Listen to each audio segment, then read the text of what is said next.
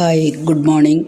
ത്വമേവ മാതാ ച പിതാ ത്വമേവ ബന്ധുശ്ച സഖാ ത്വമേവ വിദ്യാ ദ്രവിണം ത്വമേവ സർവം മമ ദേവദേവ.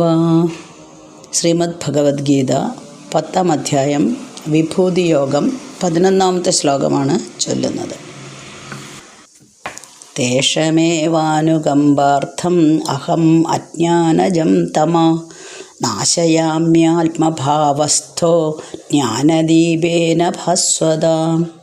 മലയാളം: അജ്ഞാനത്തിൽ ഉത്ഭവിക്കും അന്ധകാരം മുടിച്ചിടാൻ ഭക്തൻ തൻ മനമേറിത്താൻ ജ്ഞാനദീപം കൊളുത്തിടും. തേഷാം അനുകമ്പാർത്ഥം ഏവ, അവരോടുള്ള അനുകമ്പ കൊണ്ട് തന്നെ, അഹം ആത്മഭാവസ്ഥ, ഞാൻ ആത്മരൂപേണ അവരുടെ ഉള്ളിലിരുന്നു കൊണ്ട്, ഭാസ്വത ജ്ഞാനദീപേന, ജ്വലിക്കുന്ന ജ്ഞാനദീപത്താൽ, അജ്ഞാനജം, അജ്ഞാനമാകുന്ന തമ നാശയാമി, അന്ധകാരത്തെ നശിപ്പിക്കുന്നു.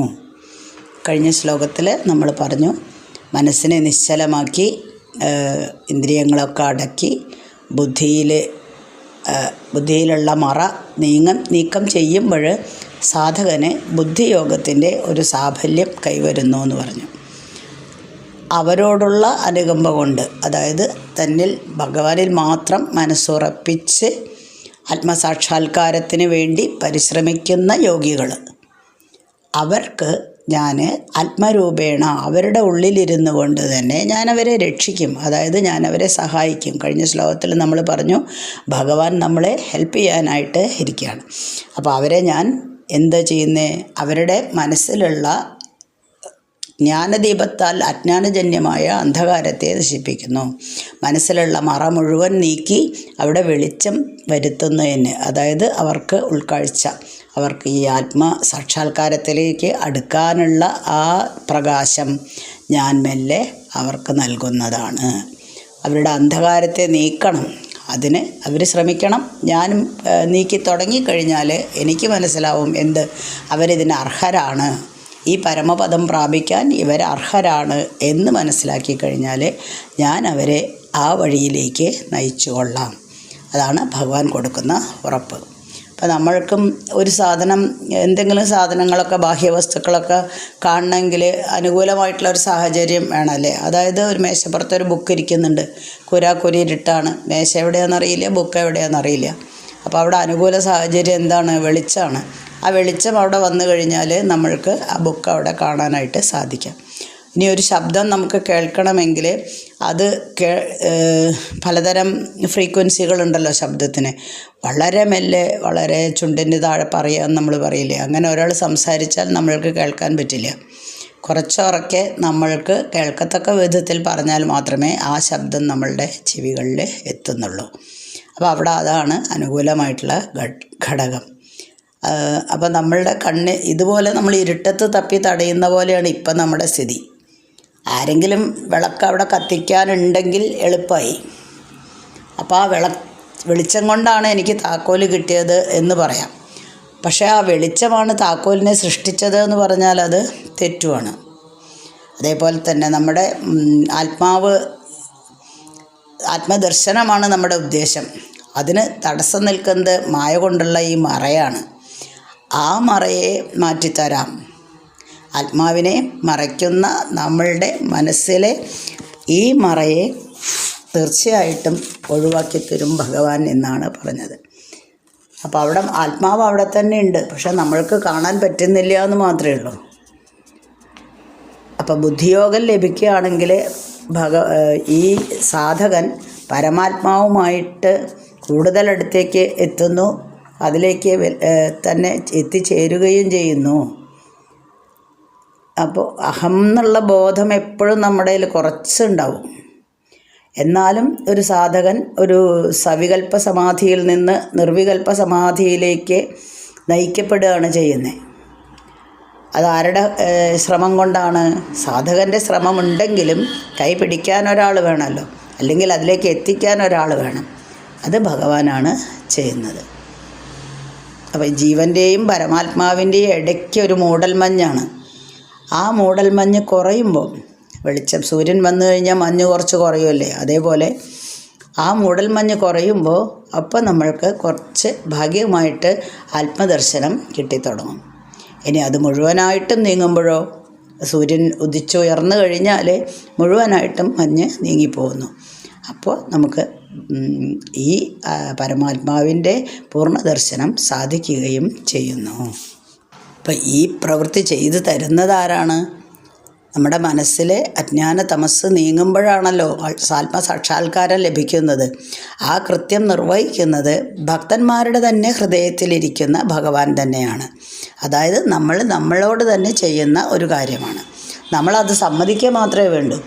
നമുക്കറിയാം നമ്മുടെ ഉള്ളിൽ തന്നെ ഇരിക്കുന്ന ഭഗവാനാണ് ഈ കാര്യം ചെയ്യുന്നതെങ്കിൽ, ഭഗവാന്റെ അനുഗ്രഹം ഉണ്ടെങ്കിൽ എന്തായാലും നമുക്ക് ഈ കാര്യത്തിലേക്ക് ഇത് നേടാനായിട്ട് സാധിക്കുള്ളൂ നമ്മൾ മനസ്സിലാക്കി. അപ്പം നമ്മൾ എന്ത് ചെയ്യണം? നമ്മൾ ഇങ്ങനെ സാധന ചെയ്തുകൊണ്ടേയിരിക്കണം. ഒടുവിൽ ഭഗവാന് തോന്നണം, എന്ത്, ഇവരെ രക്ഷിക്കണം എന്ന് തോന്നണം. അത് തോന്നിക്കഴിഞ്ഞാൽ നമ്മൾ രക്ഷപ്പെട്ടു എന്ന് പറയാം. അതായത് ഈ പറഞ്ഞ പോലെ കുറേ ദൂരം ഒരാൾ നടന്ന് കുറേ കഴിഞ്ഞിട്ടുണ്ടെങ്കിൽ നമ്മൾ എന്ത് ചെയ്യും? അയ്യോ ഭയങ്കര ക്ഷീണം തോന്നുന്നു, അടുത്ത് എവിടെയാണ് വല്ല തണലുണ്ടോ, ഇനി തണലില്ലെങ്കിൽ ശരി എന്തെങ്കിലും കടത്തിണ്ണകളോ മറ്റേതോ എന്തെങ്കിലും ഉണ്ടോ എന്ന് അന്വേഷിച്ചുകൊണ്ടിരിക്കും. കാല് തളർന്നു, ഇനി ഒരടി പോലും നടക്കാൻ വയ്യ. അപ്പോൾ വഴിയോരത്ത് എവിടെയെങ്കിലും നമ്മളൊന്ന് വിശ്രമിക്കും. അതേപോലെ തന്നെ നമ്മളെ അപ്പോൾ എന്താണ് എന്നോട് തന്നെ എനിക്കുണ്ടായ ഒരു അനുകമ്പയാണ് എൻ്റെ കാലിനോട്. അയ്യോ ഞാൻ ക്ഷീണിച്ചു, അതുകൊണ്ടിരിക്കട്ടെ എന്ന്. അതുകൊണ്ടാണ് എന്ത് പറഞ്ഞത്, അനുകമ്പാർത്ഥം എന്നിവിടെ പ്രയോഗിച്ചത്. അവരോടുള്ള അനുകമ്പ കൊണ്ട് അവർ പരിശ്രമിച്ച് പാരമ്യത്തിലെത്തി ക്ഷീണിച്ചു. ഇനി ഞാൻ അവരെ സഹായിക്കാം. ഇപ്പോൾ പ്രത്യക്ഷത്തിൽ എന്തെങ്കിലും കണ്ടു കഴിഞ്ഞാൽ നമ്മൾക്ക് കൂടുതലായിട്ടും വിശ്വാസം വരുമല്ലേ. അതിനാണ് ഭഗവാൻ വിഗ്രഹരൂപത്തിൽ നമ്മൾ വിഗ്രഹം കണ്ടു തൊഴുമ്പോൾ നമ്മളുടെ മനസ്സിനൊരു സംതൃപ്തി. രാവിലെ ഭഗവാനെ കാണുന്നു, ഭഗവാന്റെ മുന്നിൽ കൈകൂപ്പി നമ്മുടെ സങ്കടങ്ങൾ സന്തോഷങ്ങളൊക്കെ പറയുന്നു, ഇതുവരെ ഉണ്ടായ നല്ല കാര്യങ്ങൾക്കെല്ലാം നന്ദി പറയുന്നു, ഇന്നത്തെ ദിവസം നല്ലതാവണേ എന്ന് പ്രാർത്ഥിക്കുന്നു, ആർക്കും ഒരാപത്തും വരുത്താതെ ഇന്നത്തെ ദിവസം കഴിഞ്ഞു പോണേ എന്ന് പ്രാർത്ഥിക്കുന്നു, ഇനി മുതലും ഭാവിയിലും ഞങ്ങൾക്ക് യാതൊരു ആപത്തും വരാതെ കാത്തുകൊള്ളണേ എന്ന് പ്രാർത്ഥിക്കുന്നു. ഒരു വിഗ്രഹത്തിൻ്റെ മുന്നിലാണെങ്കിൽ പോലും അവിടെ നമുക്ക് വിഗ്രഹമാണ് എങ്കിലും നമ്മളോട് മനസ്സിനോട് തന്നെയാണ് പറയുന്നത്. നമ്മളുടെ മനസ്സിലുള്ള അജ്ഞാനത്തെ കുറച്ച് നമ്മൾ നീക്കി കൊടുക്കുകയാണ് വേണ്ടത്. അത് നമ്മൾ കുറച്ച് നീക്കി കൊടുത്തു തുടങ്ങിയാൽ എന്താണ്, വെളിച്ചം വരും. അപ്പോഴാണ് നമ്മുടെ ഭഗവാൻ നമ്മളുടെ കൈ പിടിക്കുന്നു എന്ന് പറയുന്നത്. നമ്മുടെ മനസ്സിലെ അന്ധകാരമൊക്കെ നീങ്ങി, ആരോടും വെറുപ്പില്ല, ദേഷ്യമില്ല, വൈരാഗ്യമില്ല, ഒന്നുമില്ല. എന്ത് മാത്രമേ ഉള്ളൂ? സ്നേഹം മാത്രമേ ഉള്ളൂ. നമ്മളെപ്പോഴും മറ്റുള്ളവരെ ഭഗവാനായി കാണണം എന്ന് നമ്മൾ കഴിഞ്ഞ ശ്ലോകത്തിൽ പഠിച്ചു. കഴിഞ്ഞ അധ്യായത്തിലോ ഈ അധ്യായത്തിൽ തന്നെ കഴിഞ്ഞ ശ്ലോകങ്ങളിൽ പഠിച്ചു. എല്ലാ മനുഷ്യരെയും സമഭാവനയോടെ കാണണമെന്നും, ഞാൻ ഒരാളോട് സംസാരിക്കുമ്പോൾ അയാളും ഭഗവാന്റെ ഒരംശമാണ്, ഞാനും ഭഗവാന്റെ തന്നെ ഒരംശമാണ്. അപ്പോൾ ഭഗവാനോട് തന്നെയാണ് സംസാരിക്കുന്നത്. ഇതെല്ലാം നമ്മൾ മനസ്സിലാക്കണം. അപ്പം നമ്മൾ ഒരു വിഗ്രഹ രൂപേണയാണ് പ്രാർത്ഥിക്കുന്നത്. അത് നമ്മൾക്ക് അത്ര ഭഗവാന്റെ രൂപം ഉൾക്കൊള്ളാനോ അല്ലെങ്കിൽ ഈ പരമ്പൊരുൾ എന്താണെന്നോ ഉൾക്കൊള്ളാനുള്ള മാനസികമായിട്ടുള്ള അവസ്ഥ എത്തിയിട്ടില്ല. അതുകൊണ്ടാണ് ഈ വിഗ്രഹത്തിൻ്റെ മുന്നിൽ നമ്മൾ പ്രാർത്ഥിക്കുന്നത്. പ്രാർത്ഥിച്ചാലും നമ്മൾക്ക് എന്ത് കിട്ടുന്നു? മനസ്സിനൊരു സന്തോഷം കിട്ടുന്നു, ഒരു സമാധാനം കിട്ടുന്നു. അതെന്താണ് സമാധാനം? നമ്മുടെ മനസ്സിലുള്ള കറകൾ നമ്മൾ തന്നെ നീക്കുകയാണ്. അങ്ങനെ ഒരു സൂര്യപ്രകാശത്തിന് കടന്നു വരാൻ ഒരു ചെറിയ ഹോൾ കൊടുക്കുന്ന പോലെ തന്നെ നമ്മുടെ മനസ്സിലേക്ക് ഈ ആത്മജ്ഞാനം കടന്നു വരാനുള്ള, ആ പ്രകാശം കടന്നു വരാനുള്ള ഒരു ചെറിയ വഴി നമ്മൾ ഒതുക്കി കൊടുത്തു കഴിഞ്ഞാൽ പിന്നെ ബാക്കി ആര് നോക്കിക്കോളും? ഭഗവാൻ തന്നെ നോക്കിക്കോളും. ഇനി 12ാമത്തെ ശ്ലോകവും 13ാമത്തെ ശ്ലോകവും ഒരുമിച്ചാണ് ചൊല്ലുന്നത്. അർജുനനാണ് ഇവിടെ പറയുന്നത്. ഭഗവാന്റെ ഉപദേശങ്ങളെല്ലാം കേട്ടു.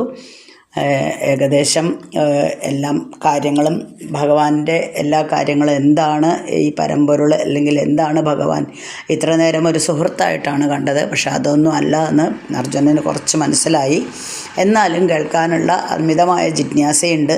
അതുകൊണ്ട് അർജുനൻ ചോദിക്കുകയാണ്. അർജുന ഉവാച പരം ബ്രഹ്മ പരം ധാമ പവിത്രം പരമം ഭവാൻ പുരുഷം ശാശ്വതം ദിവ്യം ആദിദേവമജം വിഭും.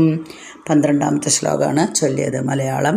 പരമബ്രഹ്മപദവും പരമം പാവനം ഭവാൻ നിത്യനാം പുരുഷൻ ദിവ്യൻ ആദിദേവനജൻ വിഭു. 13ാമത്തെ ശ്ലോകം. ആഹുസ്ത്വാം ഋഷയഃ സർവേ ദേവർഷിർനാരദസ്തദാ അസിതോ ദേവലോ വ്യാസ സ്വയം ചൈവ ബ്രവീഷിമേ. ദേവർഷി നാരദൻ തൊട്ടുള്ള ഋഷികൾ വ്യാസദേവലർ അസിതൻ പോലുമൂതുന്നു നീയും ചൊല്ലുന്നതീ വിധം. പരം ബ്രഹ്മ പരം ധാമ പരമം പവിത്രം ഭവാൻ. പരബ്രഹ്മമാണ്, പരമമായ പ്രാപ്യസ്ഥാനമാണ്, പവിത്ര സ്വരൂപിയാണ് അങ്ങ്. താം ശാശ്വതാം ദിവ്യം പുരുഷം ആദിദേവം അജം വിഭും സ. അങ്ങയെ ശാശ്വതമാണ്, ഒരിക്കലും നശിക്കാത്തതാണെന്ന് മനസ്സിലാക്കിയിട്ടുണ്ട്. ദിവ്യപുരുഷനാണ്, ആദിദേവനാണ്, ജനനരഹിതനാണ്, സർവവ്യാപിയാണ്. വിഭും. സർവേ ഋഷയഃ എല്ലാ ഋഷിമാരും തഥാ ദേവർഷി നാരദഃ അസിതഃ ദേവലഃ ദേവർഷിയായ നാരദനും മറ്റ് മഹർഷിമാരായിട്ടുള്ള അസിതനും ദേവല മഹർഷിയും വ്യാസഃ ആഹു വ്യാസമഹർഷിയും എല്ലാം ഇത് തന്നെയാണ് പറഞ്ഞു തന്നിരിക്കുന്നത്. സ്വയമേവ അങ്ങും ഇപ്പോൾ ഇത് തന്നെയാണ് എന്നോട് മേ ബ്രവീഷിച്ച എന്നോട് അങ്ങനെ തന്നെ പറയുന്നു. എന്താണ് ഞാൻ എന്നുള്ളത് ഭഗവാൻ മനസ്സിലാക്കി കൊടുത്തു. ഒരുവിധമൊക്കെ അർജുനന് മനസ്സിലായി. ഇത്രയും നേരം മുന്നിൽ കണ്ട ഭഗവാനെ അർജുനൻ ഒരു മനുഷ്യനാണ് എന്ന രൂപത്തിലാണ് കണ്ടത്. പക്ഷേ ഇപ്പോഴാണ് മനസ്സിലായത് ഇതൊന്നും അല്ല ഭഗവാൻ, ഈ നിൽക്കുന്ന മനുഷ്യരൂപത്തിലുള്ളതല്ല ഭഗവാൻ. എന്താണ്? പരമ്പൊരുളാണ്, പരമാത്മാവാണ് എന്നുള്ളതെല്ലാം കഴിഞ്ഞ അധ്യായങ്ങളിലുള്ള വിശദീകരണം കൊണ്ട് തന്നെ എനിക്ക് മനസ്സിലായി. ഇതെനിക്ക് അറിയുന്ന കാര്യമാണ്, അങ്ങ് ഇതെല്ലാം ആണെന്ന് എനിക്ക് അറിയുന്ന കാര്യം തന്നെയാണ്. കാരണം എന്താണ്? ഞാൻ ഇതെല്ലാം അങ്ങ് പരബ്രഹ്മമാണ്, പരമമായ പരമപവിത്രനാണ്, ശാശ്വതനാണ്, ദിവ്യപുരുഷനാണ്, ഇതെല്ലാം ഞാൻ കേട്ടിട്ടുണ്ട്. എവിടെ നിന്നാണ് കേട്ടിരിക്കുന്നത്?